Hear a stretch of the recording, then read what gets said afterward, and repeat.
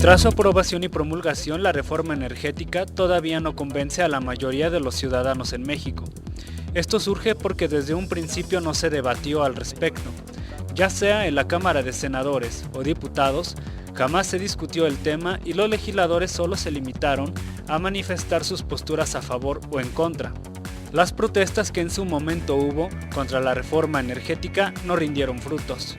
Los legisladores la aprobaron sin atender las demandas de la ciudadanía en general. Actualmente, partidos políticos como el PRD y Movimiento Ciudadano promueven la realización de una consulta pública para saber si los mexicanos están de acuerdo o no con la reforma energética. Sin embargo, algunos dudan de la veracidad o utilidad de este ejercicio ante el próximo proceso electoral del año 2015. Ante dicho panorama, a nivel local, existen organizaciones civiles como el Instituto de Derecho Ambiental, Biodiverso, Cuadra Urbanismo, Ecotienda, Rancho La Luna, las otras caras de la ciudad y el colectivo ecologista de Jalisco, que tratan de evitar que lo aprobado en la reforma energética afecte a Jalisco. Y para platicar acerca de esta serie de argumentos que han dado los grupos dedicados a defender la ecología en Jalisco desde hace muchísimo tiempo, tenemos el gusto de darle la bienvenida aquí a Ángulos a Maite Cortés del colectivo ecologista Jalisco. Bienvenido, Maite. Buenas tardes, Ricardo. Buenas tardes al auditorio. Y también está con nosotros la doctora Raquel Gutiérrez Nájera del Instituto de Derecho Ambiental. IDEA, bienvenida. Buenas tardes, Ricardo. Encantada. Pues muchas gracias por acompañarnos y preguntarles a ambas si esta era la reforma que México necesitaba, porque se nos ha vendido y se nos ha vendido bastante bien, pues que gracias a esta gran reforma que México estaba urgido de tener, vamos a tener la luz de nuestra casa más barata y también se nos va a empezar a dejar de aumentar la gasolina y va a ser mucho más fácil que le echemos gasolina al coche. Entonces está padre, ¿no? Lo digo por supuesto con ironía. Yo lo sé, Ricardo. Pues mira, yo empezaría diciendo que lo que nos preocupa mucho a las organizaciones en Jalisco, entre otras al Instituto de Derecho Ambiental, Colectivo Ecologista Jalisco y los grupos que han mencionado, que pues estamos saliendo a definir y a tener una posición frente a la reforma energética, es que estamos de acuerdo en el qué, es decir, estamos de acuerdo en que necesitábamos una reforma energética, necesitamos avanzar hacia la eficiencia energética, pero en lo que no estamos de acuerdo es en los cómo, ¿no? Entonces yo creo que los cómo tienen un componente social, en donde no se ha hecho una verdadera consulta, no hubo tiempos reales para que se revisara a fondo las implicaciones de la reforma, tiene un componente ambiental que la doctora Raquel nos va a explicar más a fondo, cómo haber desmantelado la ley pone en riesgo, digamos, todavía más los recursos naturales que nos quedan y tiene también desde luego un componente técnico que tenemos que revisar, ¿no? Entonces nos parece que es una reforma regresiva que está buscando fosilizar más la economía en vez de avanzar, como tendría que ser en la transición energética, a las energías renovables que son viables, porque estamos hablando de 20 años, de 50 años, ¿no? Entonces nos parece que hay que poner los puntos sobre las IES en cuál es la reforma energética que queremos. Porque hay que decir que esta reforma, así como quedó, está, como decía Maite, todavía muy ligada al petróleo. Está buscándose que tengamos más tecnología y más socios para poder llegar al mar más profundamente y sacar más petróleo. Así es, Ricardo. Yo volvería un poco a esa reflexión que haces. ¿Realmente necesitábamos la reforma energética? Me parece que uno de los aspectos que mencionaba Maite es que efectivamente se necesitaba modernizar Pemex y yo creo que en eso todo el mundo estamos de acuerdo. Que me parece que hubo un desquebrajamiento tremendo entre una política que apuntaba a un modelo de desarrollo con sustentabilidad a un modelo de desarrollo que le apuesta al petróleo.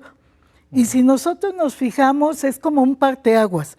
En todos los sexenios anteriores, hasta el 2012, nosotros vimos cómo México consolida una política de cambio climático. Hablar de reforma energética, sin duda alguna, nos lleva a tocar el tema del cambio climático. Y vimos cómo México se comprometió a reducir los gases efectos invernadero, dióxido de carbono, metano, etcétera, al 50% al 2050 sobre la base del año 2000. Es decir, en el año 2000 México generaba alrededor de 644 millones de toneladas de CO2. quiere decir que al 2050 deberíamos de estar como en 350 millones de toneladas de CO2. ¿Esto qué nos llevaba? A reconvertir el modelo de desarrollo energético del país. Y fue cuando empezaron a salir todas las leyes que conocemos de transición energética, de cambio climático, la estrategia de cambio climático, el programa, etcétera. Es decir, el marco jurídico y la política empezaron a entrelazarse para descarbonizar la economía mexicana. Y cuando hablamos de descarbonizar, nos referimos a depender menos de los recursos fósiles, es decir, del petróleo y todos sus derivados. ¿Y qué es lo que pasa? Seguimos con este discurso porque todos estos documentos no fueron derogados o decir esto ya no sirve y borrón y cuenta nueva, porque México firmó compromisos internacionales comprometiéndose a esto. Es decir, un compromiso, una meta con programas, estrategias, ley e instituciones. Vaya, hasta creamos el Instituto Nacional de Ecología y Cambio Climático a nivel nacional, ¿no? ¿Y qué es lo que pasa con la reforma energética? Pues parece que todo este compromiso, este lenguaje expreso, política expresa, se nos olvidó. Y entonces dijimos, vamos a darle al crecimiento económico como un objetivo esencial de la reforma energética, que conlleva a uno de los aspectos que Maite terminaba, a fosilizar la economía mexicana, es decir, aumentar nuestra dependencia del petróleo y con todos los derivados del petróleo. Se hablaba de que esta era una reforma modernizadora y para que fuera verdaderamente moderna tendríamos que haberle entrado a las nuevas tecnologías que ya existen para poder generar más energía y energía muchísimo más limpia, ¿no? Por ejemplo, apostarle más a la eólica o a la solar, en donde México tiene una gran cantidad de recursos. Bueno, sabemos que México requiere 51 gigawatts de energía eléctrica y tenemos en 20 años la posibilidad de producir 57 gigawatts. Entonces tenemos el potencial solar, fotovoltaico, para generar esta energía verdaderamente limpia y renovable. Y sin embargo, pues en vez de estar poniendo toda nuestra atención, nuestros ojos y nuestros recursos en este desarrollo, estamos viendo, entre otras cosas, si dejamos que haya exploración de fracking, que vengan compañías extranjeras a explorar y a explotar más petróleo, más gas natural. Entonces nos parece que aquí hay como un discurso, pues la verdad, esquizofrénico, porque no entendemos cómo es que salimos a decir que tenemos estas metas de cambio climático que menciona Raquel, pero por otro lado se hace toda una desregulación del marco legal, que Raquel, que es experta en derecho, nos puede decir artículo por artículo, y esto nos preocupa muchísimo, Ricardo, porque tiene que ver con una gran pérdida de derechos. O sea, habíamos hecho un camino ganando derechos sobre el medio ambiente, protegiendo el interés público en términos de ecosistemas, de ciclos biogeoquímicos, etcétera, y esta reforma en la parte de desmantelamiento legal, pues realmente de un plumazo, Raquel nos puede explicar punto por punto, perdemos muchísimos derechos, ¿no? Entonces esto nos preocupa mucho y yo regreso al punto muy importante que tú mencionabas, de que lo que se ha hecho, digamos, muy popular son estos mensajes del gobierno federal de que nuestro recibo de la luz vamos a pagar menos y vamos a pagar menos por la gasolina. Si nosotros damos una mirada al planeta en este momento, en todas partes la tendencia y la orientación es a reducir el consumo de energía, a reducir el consumo de agua, a reducir el consumo de madera, ¿no? O sea, no estamos en una época histórica civilizatoria en donde tenemos cientos de miles de recursos y nos podemos dar a la tarea de desperdiciar lo que se nos ofrezca. O sea, es muy grave que el gobierno federal esté mandando este mensaje de abaratar la luz, porque de lo que se trata aquí es de racionalizar el uso de los recursos, ¿no? No de abaratarlos para pues desperdiciarlos más. Entonces, nos parece que este tipo de enfoques realmente mandan un mensaje muy encontrado, muy desafortunado, y a nosotros sobre todo lo que nos preocupa mucho es no perder de vista que los recursos naturales en el planeta, en México y particularmente en Jalisco, pues ya están bastante amenazados. O sea, no estamos hablando de ecosistemas que están completos, prístinos y sin ningún problema. Estamos hablando de que, por ejemplo, en el recurso agua hay altos porcentajes de contaminación graves, tanto en los ríos como en los lagos, ya de entrada, ¿no? Y ya hay muchísima deforestación, tenemos muchos problemas en todos los tipos de ecosistemas que hay en el estado, que es uno de los estados más biodiversos del país. ¿no? Y entonces como que entrar con este discurso de que es una actividad preponderante la actividad energética, que también Raquel nos puede decir, y de hecho estamos nosotros también trabajando con grupos de la Ciudad de México, aunados al mensaje que ellos mandan, que compartimos, de que incluso estos movimientos y manejos pues están en contra de los derechos humanos que están consagrados en tratados internacionales, ¿no? Entonces si en tu comunidad o en la zona, en el territorio donde tú vives, va a haber exploración y explotación de hidrocarburos, como esa actividad preponderante, pues si tú estorba tu comunidad o estorban lo que sea que tú tengas ahí, tu actividad ganadera, agrícola, lo que sea, pues qué pena, o sea, y todos los recursos legales con los que antes se contaba, pues Raquel nos puede explicar más a fondo cómo han sido desmantelados, ¿no? Claro, lo platicamos después de la pausa, si nos lo permite, doctora Raquel Gutiérrez Nájera, y seguimos también abordando este asunto de cómo la reforma energética se queda chata porque le apuesta a un recurso o a una serie de recursos que no son renovables y en cambio no nos mete la cultura de las energías sustentables, que ya deberíamos estar pensando nosotros en nuestra vida diaria cómo las incorporamos, ni tampoco incentiva a que la industria le entre a esto para que tengamos ustedes y yo mayor cantidad de tanto aparatos como otro tipo de cosas como automóviles para que utilicemos cada vez más energías sustentables. Regresamos.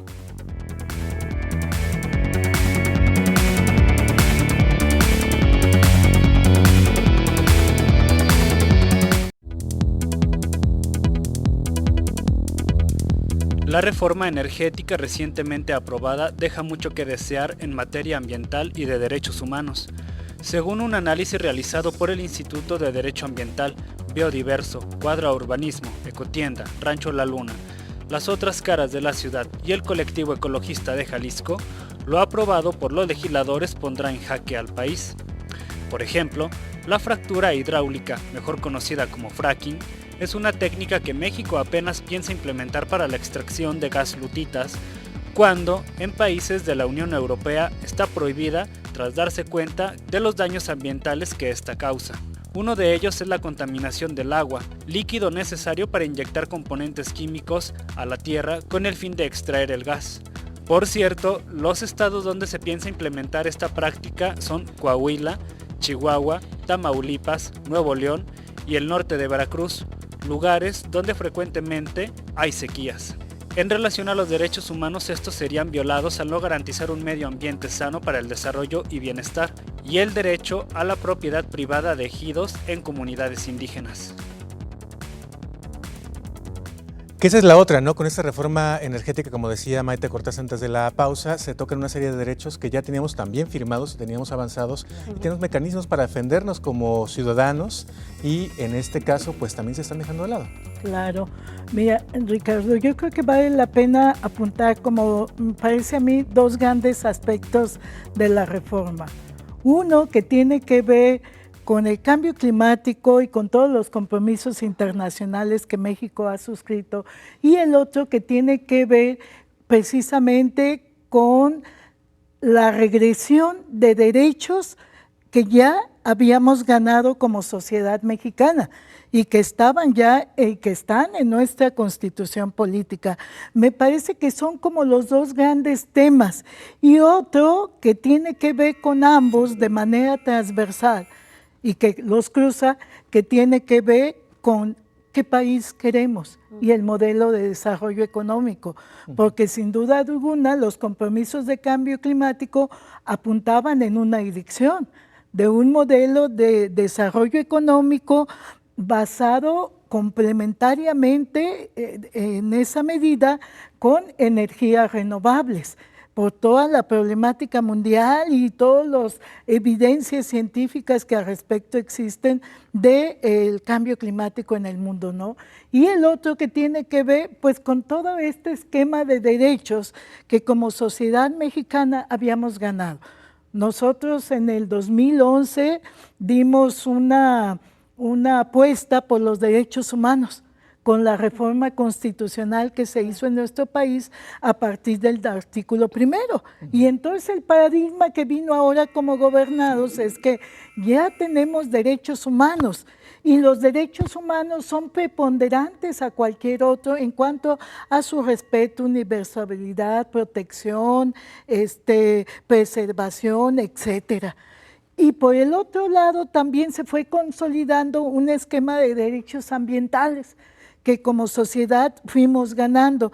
El derecho a un medio ambiente sano, el derecho a la salud, el derecho al agua potable y al saneamiento, el derecho a saber que está ligado con todo el principio de acceso a justicia y los derechos procesales en materia de justicia ambiental con la reforma al artículo 17 constitucional, donde se hablaba de derechos colectivos. ¿Qué quiere decir? Que derechos colectivos ambientales que como sociedad tenemos, como gobernados. Entonces nosotros tenemos un esquema de derechos que después con la reforma al 25, 27 y 28 vienen a entrar en conflicto. Y vienen a entrar en conflicto porque la reforma del artículo 25 al 27 y al 28 que hablaban sobre la actividad del Estado en materia energética, en materia de telecomunicaciones, etcétera, da un sesgo tremendo de ser actividades del Estado mexicano como tales, se abren los sectores a la iniciativa privada, pero a la vez que se abren, se desregulan. ¿Qué significa eso? Que el Estado deja de cumplir su papel rector sobre estas actividades, sobre estos sectores, para que entren al acuerdo entre las partes. Imagínate tú que un concesionario, un contratista, un permisionario de Pemex se va a poner de acuerdo con el dueño de la tierra para la exploración y aprovechamiento de lo que haya en el subsuelo. Y si no se ponen de acuerdo, el gobierno vía el acto de autoridad, sea concesión, sea permiso, sea contrato, establece la utilidad pública y me lo impone. Y al gobierno se le olvida en esta desregulación que no solamente hay petróleo abajo, puede haber materiales energéticos, sino los valores que están asociados a la tierra que tienen que ver con biodiversidad, que tienen que ver con bosques, con humedales, etcétera. Todos esos servicios ambientales que nos prestan a los ciudadanos, los ecosistemas, que no somos dueños de tierra, pero sí nos beneficiamos de ellos, nos quedamos viendo la negociación y lo que acuerden. Pues lástima, chato, pero fíjate que aquí pues le vamos a dar mate al bosque y todo, porque aquí encontramos, va a haber exploración, etcétera, y se va a excavar pozos. Y todos esos servicios ambientales de biodiversidad, de aire puro, de captura de carbono, de agua, etcétera, ¿dónde quedan? En la negociación. ¿A quién le compete entonces defender esta parte? No está, la dejan a las partes. Y luego, como de acuerdo a estas leyes, estas actividades serían preponderantes. Pues haz de cuenta que si yo siembro mi cosecha para autosuficiencia alimentaria de toda mi familia y de los vecinos, lástima, chato, porque aquí es preponderante el petróleo.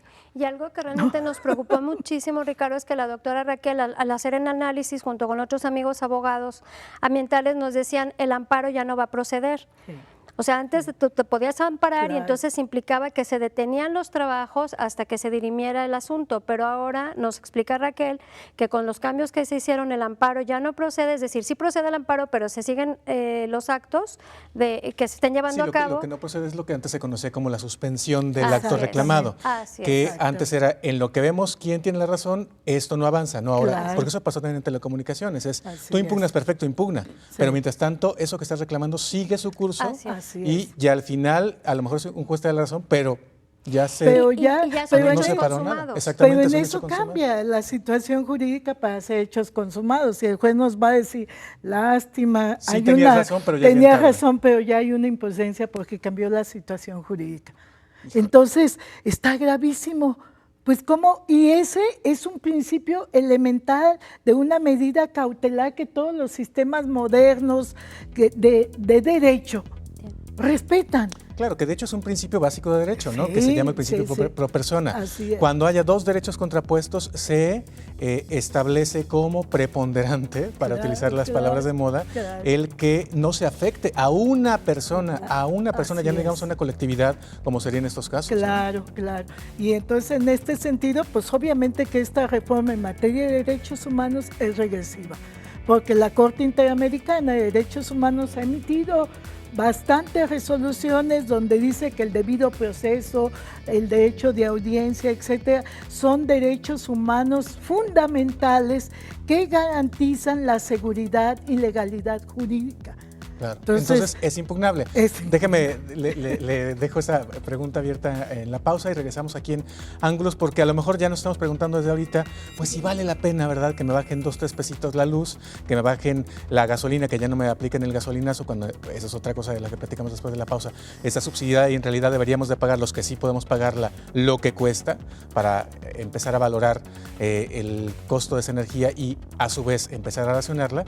Y por otra parte, si eso vale la pena sacrificarlo a nivel colectivo como mexicanos para tener, ya no digamos un largo aliento de vida energética y de comunidad, sino si acaso 30, 40 u optimistamente 50 años. Regresamos.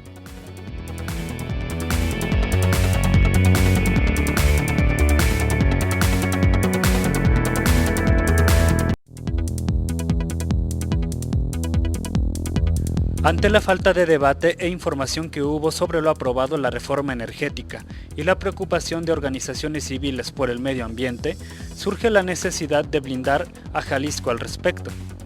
Entre las estrategias propuestas por las organizaciones que en esta ocasión analizan el tema, destacan el uso de las fuentes de energía renovables, blindar los recursos naturales de Jalisco a través de lo establecido en el Protocolo de Kioto, que en resumen tiene el objetivo de reducir las emisiones de los gases que producen el efecto invernadero. Además, declarar a Jalisco como zona libre de fracking. Y finalmente, fundamentar el desarrollo de Jalisco en la sustentabilidad de sus recursos naturales. Eso es muy, muy importante porque lo comentamos ahorita en la pausa con Maite Cortés del colectivo ecologista Jalisco. En realidad, lo que nos está vendiendo la presidencia de la República es que esta reforma es necesaria para el futuro del país.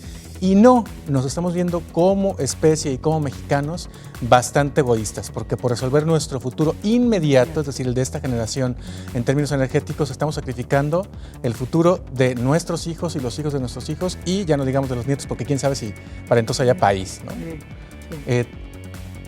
Me gustaba cómo lo decías en la pausa. Yo creo que hay que regresar a la definición de sustentabilidad, ¿no? O sea, esta definición de la ONU, de Naciones Unidas, y que se ha asumido en todos los países, tanto por la sociedad civil como por los gobiernos y otros actores, que tiene que ver con que lo sustentable es aquel hecho, acto, proceso que va a permitir satisfacer las necesidades de las generaciones presentes sin comprometer el derecho de las generaciones futuras a satisfacer sus necesidades. Y yo pensaría no solo humanas, o sea, todas las demás especies tienen el mismo derecho que nosotros de estar aquí, ¿no? Entonces, yo creo que aquí hay algo muy grave que tiene que ver con que efectivamente, como tú lo mencionas, Ricardo, por tener ahorita energía barata, además yo creo que no estamos en un momento histórico, lo decíamos, ni civilizatorio, de energías baratas. O sea, si tú tienes un coche y emites CO2 y calientas el planeta, te tiene que costar carísimo, porque cuesta carísimo. Yo quisiera que revisáramos los datos del Fonden, cuánto le ha costado, cuántos miles de millones de pesos le ha costado a México y cuántas vidas humanas y cuántas tragedias personales ha costado en Veracruz, en Tabasco, en mismo Jalisco, en Guerrero, ¿no?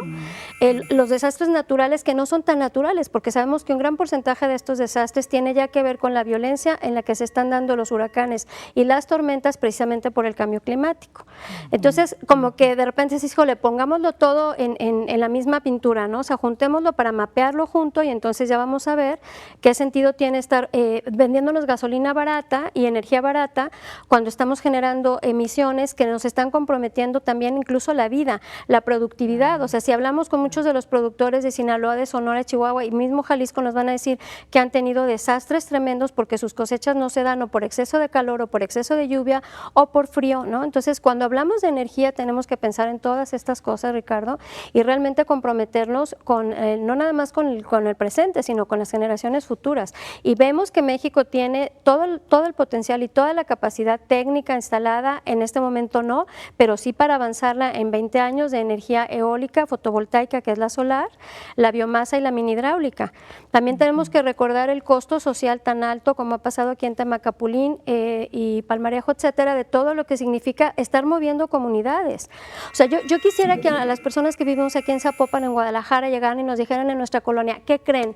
Aquí abajo hay petróleo, les tocó perder, múdense, váyanse, háblanle a su abuelita que vive, no sé, en cualquier parte, y déjenme recordarles que sabemos ahorita que en Torreón, también ya declararon Torreón zona libre de fracking, porque la comunidad lechera, los productores de leche dijeron, ¿cómo? O sea, es que se nos contamina el agua, de por sí ya está contaminada, se contamina más porque ya hay metales pesados, y pues ¿en dónde vamos a estar? Y fue lo que dijeron los cerveceros alemanes. Nosotros no queremos fracking en Alemania porque nuestro principal insumo de calidad es el agua, y en el momento en que se vea comprometida la calidad por los químicos que en muchas ocasiones lleva aparejada la práctica de la fractura hidráulica, pues vamos a ver comprometido nuestro negocio. Que ahí es la gran pregunta, ¿no? ¿Por qué volteamos a lo que tenemos más inmediatamente cerca, que es Estados Unidos, donde por cierto también un montón de broncas y amparos e impugnaciones por el asunto del fracking, en lugar de ver un modelo que en Europa sí le está apostando por la sustentabilidad y por el futuro del futuro de las generaciones futuras? No por resolver ahorita el coche más grande con la gasolina más mejor refinada y más cara, o en este caso más barata, para que mi derecho a la movilidad, ¿verdad? Claro, y si tú quieres tu camionetota, pues que te cueste un dineral tu camionetota, o sea, pero que pagues también las emisiones, ¿no? Claro. Yo creo que es un principio también de equidad social, y yo quiero recordar aquí que el día del 5 de junio, Día Mundial del Medio Ambiente, que nos invitó el gobernador a un desayuno para recordar y tratar estos temas.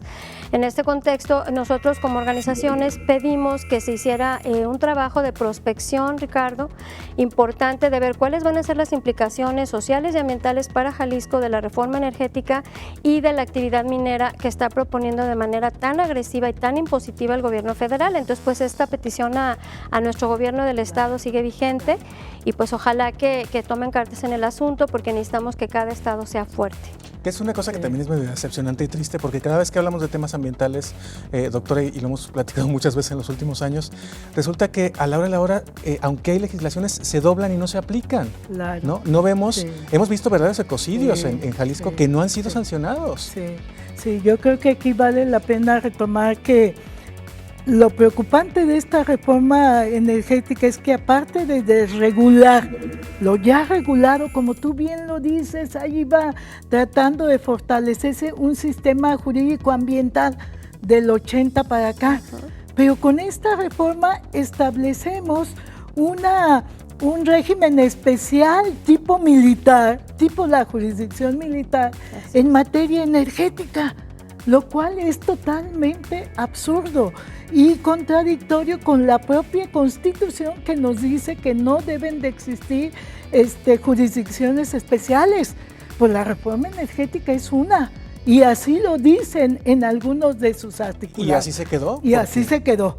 Y entonces estamos viendo que con esto y un sistema jurídico ambiental no fuerte, no consolidado, imagínate tú la impunidad y ecocidios que va a haber en nuestro país en un futuro, en un escenario de intensa actividad exploratoria, de prospección, de aprovechamiento, exploración, etcétera, de materia energética.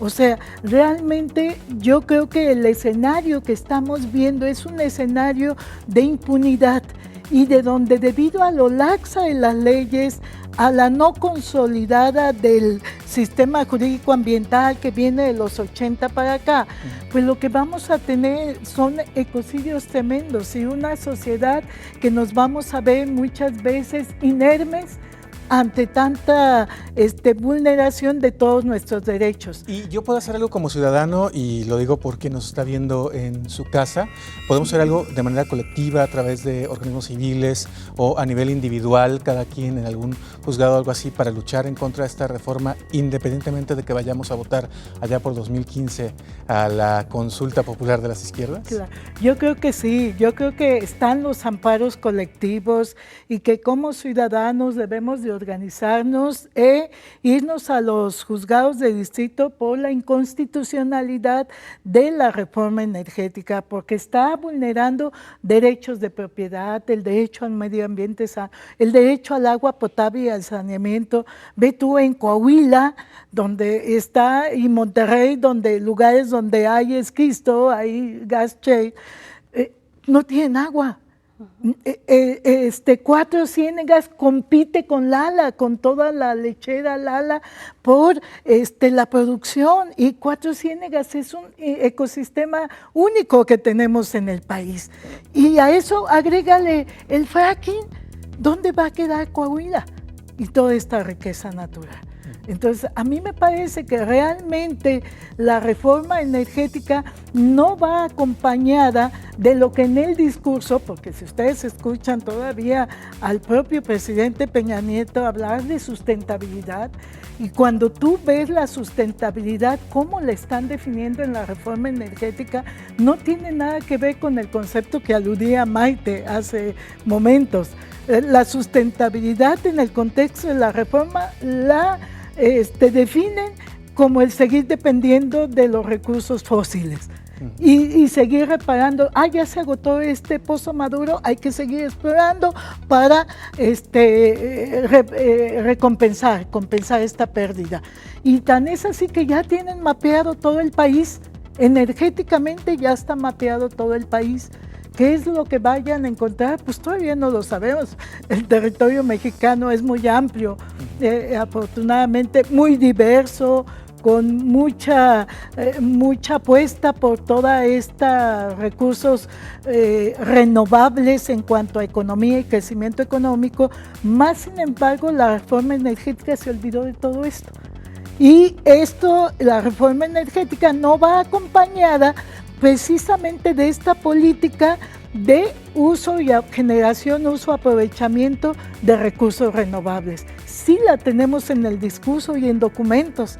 Hasta hay un documento de prospección de recursos renovables al 2026, Ricardo, pero que también, si tú lo lees, entre comillas, dice, bueno, depende de los cambios a nivel jurídico y que haya en México respecto a Pemex. Ese es otro asunto que es tristísimo, porque incluso en este tema que es delicadísimo, en el que se nos va el futuro, se pensó políticamente que es en el negocio y en el negocio a corto plazo. Claro, ¿no? claro. Maite, muchas gracias por acompañarnos. Gracias por el espacio, y pues esperamos que la audiencia siga activamente participando en el análisis y en las acciones en relación a este tema. Por ahí estuvieron saliendo también los contactos tanto del Colectivo Ecologista como de IDEA. Gracias, doctora.